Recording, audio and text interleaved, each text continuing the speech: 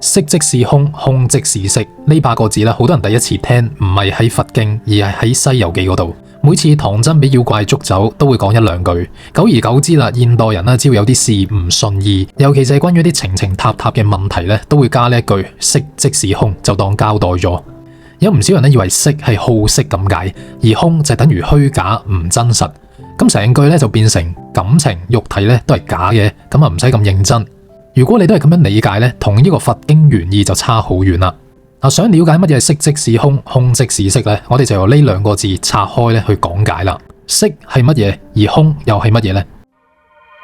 佛經所講嘅色咧，唔係情慾嗰種嘅色，而係一切有形有相、感官接觸到嘅所有現象、物件啦、聲音、氣味，你銀行入邊嗰串嘅數字，你卡片上面嘅積涵，你嘅快樂、你嘅痛苦，呢啲全部咧都係色嚟嘅。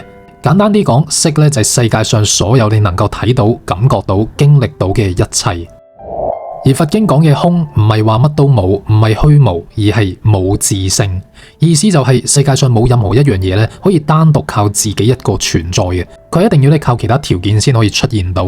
好似一棵樹背後咧，佢係要有種子、泥土、雨水、陽光、空氣、時間，仲要咧係冇被斬啦、冇被燒過啦，佢先會慢慢長成一棵樹。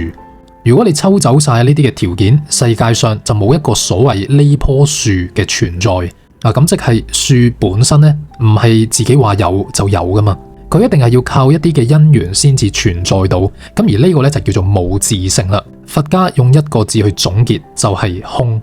再講清楚啲咧，就叫做緣起性空。一切事物都係由因緣湊合而生起，因緣到就有，因緣散就會變，就會冇。樹係咁，你手上嘅電話係咁，你而家擁有嘅一切都係咁。好啦，咁色即是空，其實想講啲乜嘢呢？就係你見到嘅一切形象本質都係緣起，冇一樣嘢可以當成我一定要死守住嘅根本。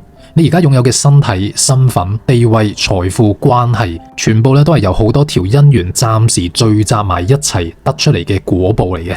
任何一條因緣改變咗，個果就會跟住變。工作可以失去，關係可以變，身體會老，甚至你對自己嘅睇法都會一年一年咁樣轉。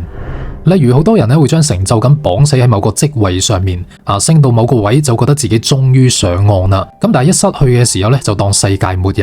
咁但係其實所謂嘅呢個職位，只係公司架構、行業環境、老細嘅決定，加埋你當初嘅選擇，一層層因緣砌出嚟嘅一個色。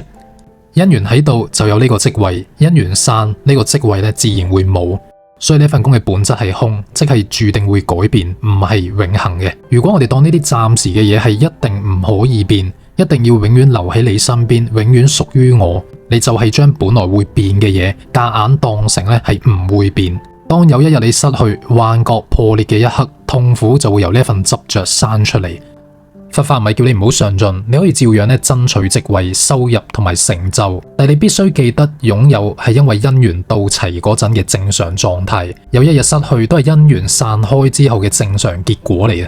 呢度講嘅色即是空，就係想幫你睇清，所有你捉得好緊嘅形象本身係會變嘅。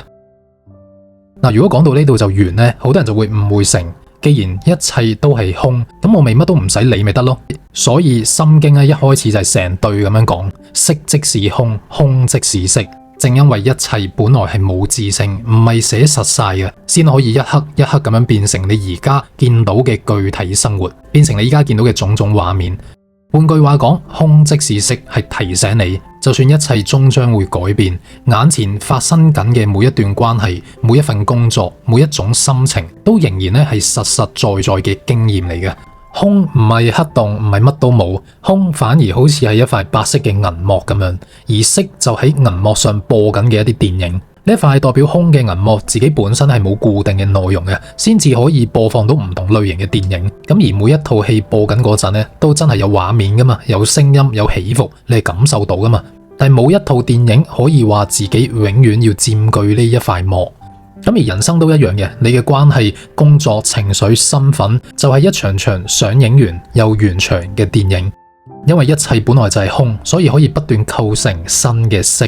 咁而每一幕嘅色發生嗰陣都係真實存在，需要你認真去體驗，但係同時唔會再幻想佢可以永遠停留喺同一格畫面度。當我哋慢慢習慣咧用色即是空，空即是色呢個角度去睇世界，苦樂得失咧照樣會出現嘅，但係唔再咁輕易咧將你成個人拖走。你會知道擁有係因緣暫時到齊，失去係因緣暫時散開。你會學識更加清醒去投入，因為你知道一切會變，所以你唔再幻想永遠佔有。你仍然都可以投入去愛，但係你唔會再俾愛情綁死。你可以全力以赴去做一件事，但係你唔會再用結果成敗去否定你成個人。你可以在意身邊嘅人，但係你唔再強求任何人、任何關係要永遠不變。當你記得眼前所有色本質都係空，而空又可以隨時再顯現為新嘅色，心入邊自然會少咗一份恐懼同埋執着，多咗一份安定同自在。一方面你會敢去認真活在當下，但又唔會再俾任何一刻嘅得失去綁死你嘅一生。呢一種態度就係色即是空，空即是色，對人生最重要嘅啟示。